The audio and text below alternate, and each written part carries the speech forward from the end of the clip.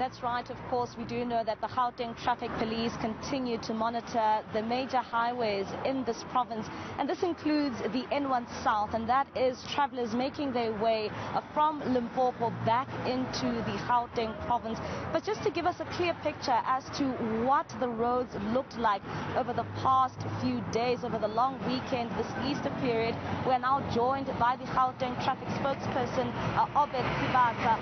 Bra-Obs, just if you could give us a picture, what did the Gauteng roads look like over this Easter period? Indeed, it was hectic as compared to last year. Remember last year we had what we call hard lockdown, no interprovincial traveling was prohibited. This year that is allowed. As a result of that, roads are busy. Like if you can look here, I think we have got a backlog of something like 8 kilometers.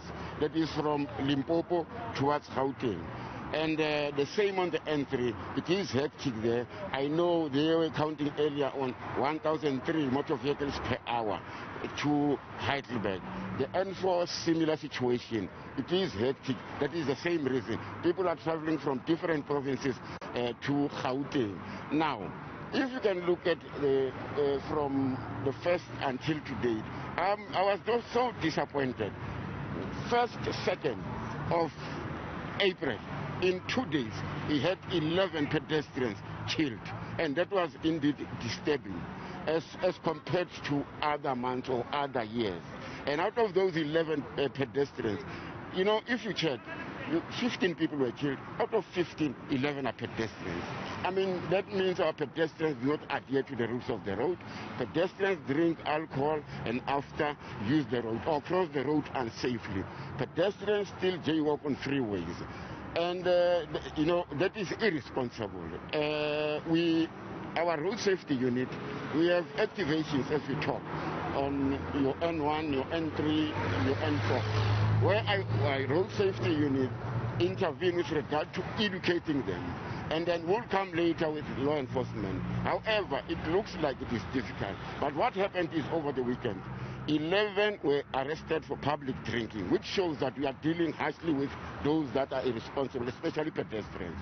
And with motorists, a number of them were arrested. I mean, it is shocking, it is disturbing. A motorist was arrested yesterday. He recorded, his breath alcohol reading was 1.17, way above the limit, followed by 1.01, way above the limit, 6-7 times above the limit. Those are potential murderers. Those are people that are out to kill innocent road users. And perhaps did we see any accidents occur over the weekend, especially pertaining to motorists? What were also the contributing factors to the road accidents in which we saw? Let's start first by accidents. Indeed, we had accidents. We had fatal crashes. 3 people were killed on the N1 in Vanderbilt Park following a head-on collision. We also had another where a light motor vehicle ended a truck. 3 people were also killed. Light motor vehicle overturned in Hammanskraal on Harry Gwala Road. A person was killed. I mean, the list is endless. However, we are saying accidents are caused by a number of factors. Road, which is less, vehicle, which is less, but the human factor is a challenge. The human factor is a challenge. When I talk of a human factor, I'm talking about me and you. Our behavior, our attitude leaves much to be desired. We need to change our attitude. We need to refrain, from bad behavior. What we need to do is to ensure that people behave.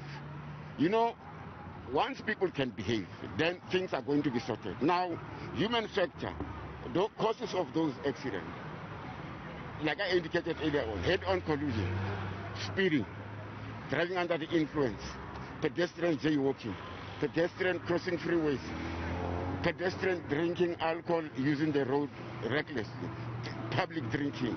Those are human factors, and those are contributing factors towards these fatal crashes that we experience. Despite us seeing these accidents and seeing this human behavior in which you speak of, were motorists adhering to the rules of the road and also particularly the COVID-19 regulations? Yes, indeed. What is happening? Majority of the motorists are behaving. You know, that small few motorists, those are the ones that are giving us headache. Remember, we have, this is a multidisciplinary roadblock.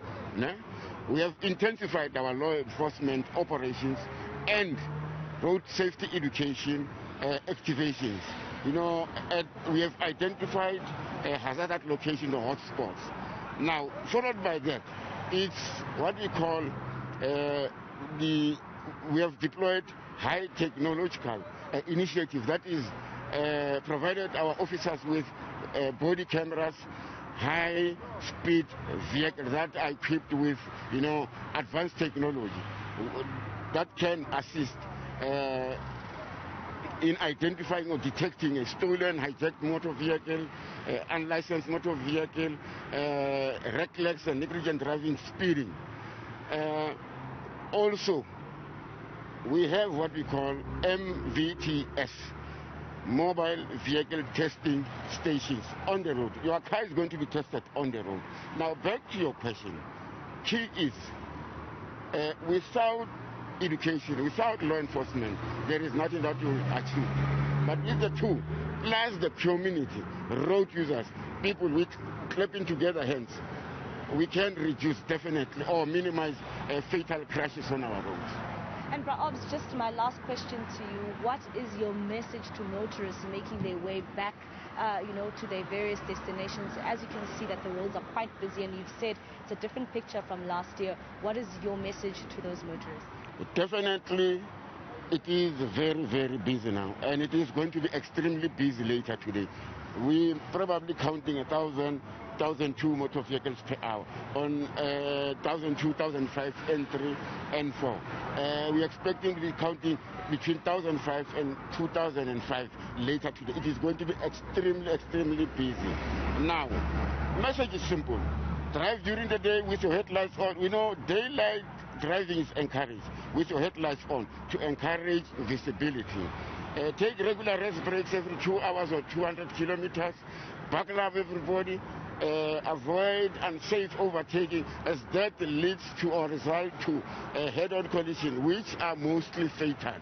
And also equally, we also focused on compliance with regard to COVID-19 regulations. If you can check, people are being checked, especially public passenger transport, whether they are wearing masks, checking with passengers whether before you leave, they sanitize the taxi, where you sanitize, windows are open for ventilation. So those are the things that we are checking. So we are saying to people, let's work together, as I earlier indicated. Let's work together, assist us as road users. Remember, road safety is not only business, government business. It's everybody's business. Now we are saying, let's work together. Let's clap hands and work together. That will assist us minimize or reduce fatal crashes on our road. It doesn't look good. And we will have to wait as we're still collating, verifying. Unfortunately for now, stats are not for public consumption.